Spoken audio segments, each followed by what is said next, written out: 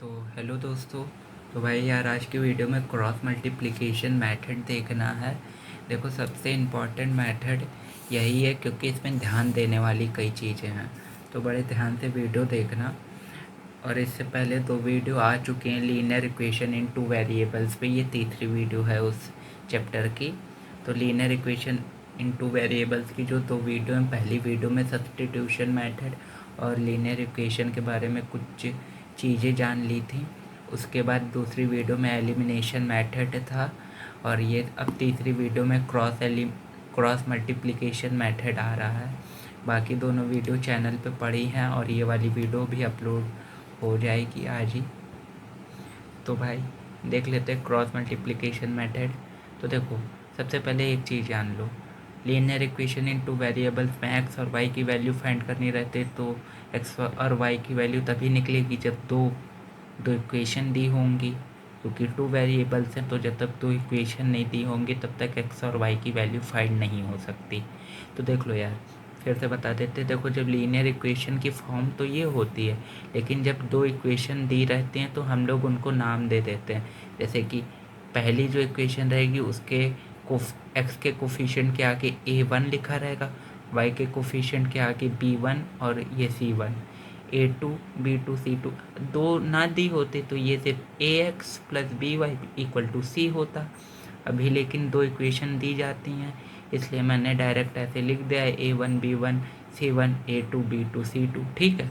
अब सुनो, अब इसमें तुम्हें हमेशा पता करना रहेगा कि a1 क्या है, a2 क्या है, b1 क्या है, b2 क्या है, c1 क्या है, c2 क्या है। अब एक चीज़ याद रखना, linear equation in two variables में c इक्वल टू के इधर बैठा रहता था। तुम लोग a1 b1 c1 तब तक नहीं निकालोगे जब तक c को इधर नहीं लाओगे। ठीक है, तुम्हें सी को इधर लाना पड़ेगा, चाहे सी निगेटिव हो चाहे सी पॉजिटिव हो, लेकिन सी को भी इस साइड लाना पड़ेगा। तभी भाई तुम्हारा एग्जैक्ट आंसर साइन के साथ निकलेगा, वरना प्लस माइनस की गलती हो जाएगी अगर तुम सी को इधर नहीं लाते हो, डायरेक्ट सी की वैल्यू रख दोगे। ठीक है, सी को तुम्हें इधर लाना पड़ेगा। अब बात कर लेते हैं फॉर्मूले की। तो देखो मेन फार्मूला तो ये होता है, ठीक है, ये वाला इतना। लेकिन इसको याद कैसे रखेंगे, तो चलो ऊपर चलते थोड़ा सा। देखो पहले लिख लो x, फिर लिख लो y, फिर लिख लो 1। एक्स वाई 1 लिख लिया ऊपर, फिर उसके नीचे पहले दो बार b लिख लो, फिर आखिरी में दो बार b लिख लो। ठीक है, फिर आखिरी से शुरू करो। बी से पहले क्या आता है, ए आता है, तो बी से पहले ए लिख लो। ठीक है, और अब देखो सब चीज़ें हो गई हैं लेकिन सी अभी तक नहीं हुआ, तो सी लिख लो। बी दो बार रहेगा, ए और सी एक एक बार रहेगा। ठीक है, लाइन में मतलब ऐसे। और देखो दो दो चीज़ें हैं, मतलब बी दो है, सी दो है, ए दो है और बी भी दो है फिर से। तो देखो ऊपर वाला 1 नीचे वाला 2, ऊपर वाला 1 नीचे वाला 2, ऊपर वाला 1 नीचे वाला 2। ठीक है, ऐसे लिखते चले जाना है। उसके बाद इन सब का क्रॉस मल्टीप्लाई कर देना। जब ये लिख लोगे तो b1 का c2 से तुम्हें मल्टीप्लाई करना है। ठीक है, और फिर माइनस लगाना c1 का b2 के साथ करना। तो x upon b1 into c2 हो गया, और माइनस लगा के c1 इंटू b2 हो गया। फिर इक्वल टू लगा देना, y लिख देना, y के नीचे c1 इंटू a2 माइनस लगा के a1 इंटू c2। ठीक है, फिर इक्वल टू लगा देना, फिर 1 के नीचे a1 into b2 b1 into a2। ठीक है, तो चलो एक क्वेश्चन देख लेते हैं। देखो फार्मूला यही रहता है, तुम्हें एग्ज़ाम में इसी फार्मूले से लगाना है। ठीक है, वो चीज़ याद करने के लिए हो गई है, और तुम लोग उसको याद रखना, उससे लगा लोगे तो याद रहेगा फार्मूला, वरना ऐसे भूल सकते हो। तो 2x plus 5y equal to 20 and 3x plus 6y equal to 12। Find x and y। थोड़ा सा यहाँ कंपेयर कर लेते हैं। 2x plus 5y equal to 20, लेकिन ये उस फॉर्म में नहीं आया जिस फॉर्म में इस सवाल को करना है। c वाला इधर है ना, c वाले को इधर ले आओ। तो 2x plus 5y minus 20 equal to 0। तो देखो यहाँ ax plus B Y equal to C लिखना था, लिखा नहीं मैंने। ठीक है, कोई बात नहीं, वो लिख लीजिएगा आप लोग। तो देखो 20 को इधर ले आए। अब मैं बता देता हूँ फिर से सी क्या होता है। ए बी सी क्या होता क्या है। ए जो होता है वो एक्स का कोफिशिएंट होता है, बी जो होता है वो वाई का कोफिशिएंट होता है, और सी कांस्टेंट टर्म होता है। ठीक है, इक्वल टू 0। तो दोनों की वैल्यू ये रखी। ये दूसरी इक्वेशन है। 3x + 6y, सी उधर था, सी को इधर ले आए, -12। अब यहाँ से निकाल लो आप लोग a1 b1 c1 की वैल्यू। तो देखो a1 2 है इस इक्वेशन के हिसाब से, a1 2 है, b1 5 है, और c1 क्या है -20, इसीलिए कह रहे हैं। अभी अगर c उधर होता तो आप लोग क्या लिख देते +20, यहीं पे गलती हो जाएगी। c को इसीलिए इधर लाते हैं कि c की वैल्यू क्या हो गई -20। ठीक है, दूसरी इक्वेशन के हिसाब से देखो a2 क्या है 3, b2 क्या है 6, और c2 क्या है -12। अब फॉर्मूला लिखा ही हुआ है, x/b1c2 - c1b2 = y/c1a2 - a1c2 = 1/a1b2 - b1a2। तो देखो x के नीचे b1 की वैल्यू 5, c2 की वैल्यू -12।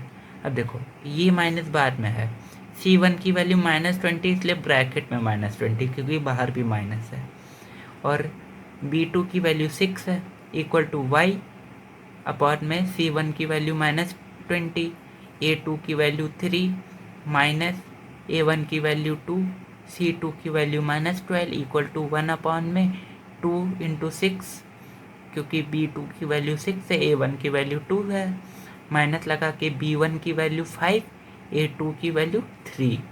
ठीक, अब देखो मल्टीप्लाई ध्यान से करना, 5 × 12, 12 5 जा 60, लेकिन माइनस लगा हुआ है और यहाँ प्लस है, तो माइनस प्लस माइनस। ठीक है, माइनस प्लस का कॉन्सेप्ट नहीं आता है तो चैनल पे पहली वीडियो माइनस प्लस की पड़ी हुई है, सबसे पहली वीडियो, 20 के करीब वीडियो हैं चैनल पे, सबसे पहली जो वीडियो है वो माइनस प्लस की है।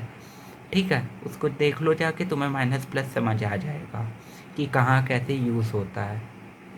12 5 जा 60, माइनस का 60।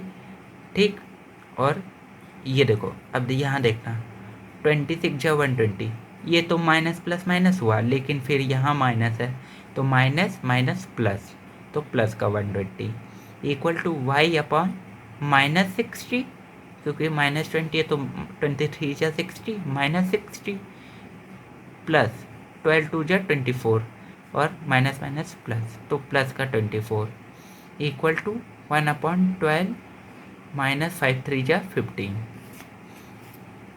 तो देखो +120 -60 +60 बचा, x/60 इक्वल टू y/, -36। जब घटाओ इन दोनों को तो माइनस का 36 आएगा, माइनस इसलिए आएगा क्योंकि बड़े नंबर के आगे माइनस है। ठीक, इक्वल टू 1/-3। ठीक, तो देखो अब ऐसी इक्वेशन को सॉल्व कैसे करते हैं। देखो x/60 है, अगर जब तुम्हें x की वैल्यू निकाल लो तो x/60 इक्वल टू 1/-3 ले लो। तो 1/-3 जब लोगे x/60 के साथ तो देखो 3 20 जा 60, माइनस रहेगा, माइनस कटा नहीं, वो यहाँ निशान बन गया, वो कटा नहीं है। ठीक है, यहाँ माइनस है नहीं तो यहाँ कैसे कट जाएगा, नहीं कट सकता। तो 3 20 जा 60, एक्स की 20 उधर जाएगा, x इक्वल टू -20 आ जाएगा, y/, -36 इक्वल टू 1/-3। तो देखो माइनस माइनस कैंसिल, 3 12 जा 36, 12 उधर गया, y इक्वल टू 12, तो x की वैल्यू आ गई -20, y की वैल्यू आ गई 12। चलो एक और सवाल देख लेते हैं इसको जल्दी से। तो देखो 3x - 4y = 2 and y - 2x = 7, find x and y। तो देखो सब चीज़ें करनी वही हैं, बस एक चीज़ यहाँ ध्यान रख लेना, क्वेश्चन में 3x - 4y = 2 है, y - 2x = 7, तो पहली इक्वेशन तो वही हो जाएगी, c को इधर ले आओ, 3x - 4y - 2 = 0। दूसरी इक्वेशन में ध्यान रखना y पहले है यहाँ पे, तो y को हमेशा दूसरे ही पे रखो, 2x को पहले लिख लो, y को बाद में कर दो। तो देखो -2x + y = 7, तो -2x + y - 7 = 0। देखो a हमेशा x का कोफिशिएंट रहेगा, b हमेशा y का कोफिशिएंट रहेगा, ठीक है, और c हमेशा कांस्टेंट वैल्यू रहेगी। तो a1 की वैल्यू ऊपर से मिलाओ 3, b1 की वैल्यू -4, c1 की वैल्यू -2। वैसे ही a2 की वैल्यू -2, b2 की वैल्यू 1 और c2 की वैल्यू -7। ठीक, फॉर्मूला रख दो तो वही फॉर्मूला होता है x/b1 की वैल्यू -4, c2 की वैल्यू -7, b2 की वैल्यू 1 और c1 की वैल्यू -2। ठीक, अब देखो यहाँ पे y/-2 -2 माइनस c2 की वैल्यू -7, a1 की वैल्यू 3 = 1/a1 की वैल्यू 3, b2 की वैल्यू 1 माइनस a2 की वैल्यू -2 और b1 की वैल्यू -4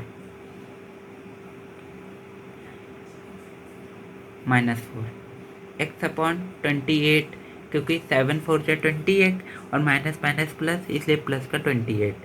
अब यहाँ देखना 2 1 जा 2, लेकिन माइनस माइनस प्लस, तो 28 + 22 = y/2 2 जा 4 प्लस का 4, 7 3 जा 21 माइनस माइनस प्लस = 1/3 - 8, 4 2 जा 8 माइनस माइनस प्लस, लेकिन ये बाद में भी माइनस है इसलिए। तो x/30 = y/25 = 1/-5। x/30 = 1/-5 एक बार ले लिया, 5 1 जा 5, 5 6 जा 36 उधर गया, x = -6। y = 25 = 1/-5, 5 5 जा 25, 5 उधर गया, y = -5। तो ये आ गया आप लोग का आंसर, x = -6 और y = -5। उम्मीद करता हूँ क्रॉस मल्टीप्लिकेशन मेथड अच्छे से समझ आ गया होगा आप लोगों के। ठीक है, अगर वीडियो अच्छी लगी हो तो वीडियो को लाइक कर दीजिए और चैनल सब्सक्राइब कर दीजिए। तो देखो यह एक बात और बता दूं कि अगर ये मेथड आपको नहीं आया है तो चलिए मैं इसकी एक और ट्रिक बता देता हूँ, मतलब कि इस फॉर्मूले की ट्रिक बता देता हूँ।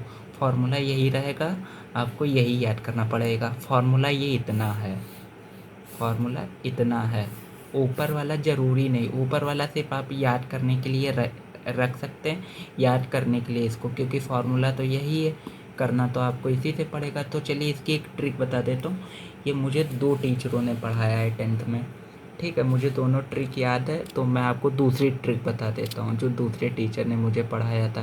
ये तो पहले टीचर की ट्रिक थी, चलिए दूसरे टीचर की अपनी ट्रिक देख लेते हैं।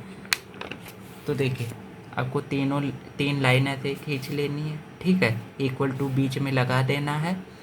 ऊपर आपको पहले लिखना है x। अब आपने ट्रायंगल जब पढ़ते होंगे तो आपने साइड पढ़ी होंगी, ABBCCA, ये साइड होती थी, तो आपको ऐसे ही याद रखना है। देखिए सबसे पहली साइड कौन सी होती थी, AB होती थी, AB को छोड़ दीजिए, अभी BC से शुरू कीजिए। तो देखिए पहली BC होती थी, BC माइनस लगा के, फिर से BC, पहले में BC, अगले में CA, BC के बाद CA आती थी, तो अगले में CA माइनस CA। फिर अच्छा अब देखिए BC और CA हो गई, अब जो बचा वो लिख दीजिए, AB बचा तो AB माइनस AB, ऐसे ही तो लिखते थे साइड, ABBCCA, ठीक है, वैसे ही याद कर लीजिए। x के बाद यहाँ पे क्या होता था, यहाँ पे y होता था, ये लिख लीजिए, और यहाँ 1 होता था, ये भी लिख लीजिए। अब देखिए अब आपको 1 2 कैसे करना है, याद रखिए, पहला है तो यहाँ देखिए 12 21 B2 C1, वैसे यहाँ पे 12 21 12 21, आपको ऐसे याद करना है। 12 21 12 21 12 21। देखिए ये ट्रिक मुझे मेरे सर ने सिखाई थी और बहुत अच्छी ट्रिक है, बहुत आसानी से फॉर्मूला सीख गए थे, ठीक है। तो इस ट्रिक से अगर याद कर पाएँ आप लोग तो इस ट्रिक से याद कर लीजिए, वरना उस ट्रिक से, क्योंकि फार्मूला यही रहने वाला है, फार्मूला चेंज नहीं होगा। तो चलिए वीडियो बहुत लंबी हो रही है, अगली वीडियो में मिलते हैं। अगली वीडियो में पढ़ लेंगे इस पर कुछ क्वेश्चन या ग्राफ मेथड कर लेंगे। तब तक के लिए बाय।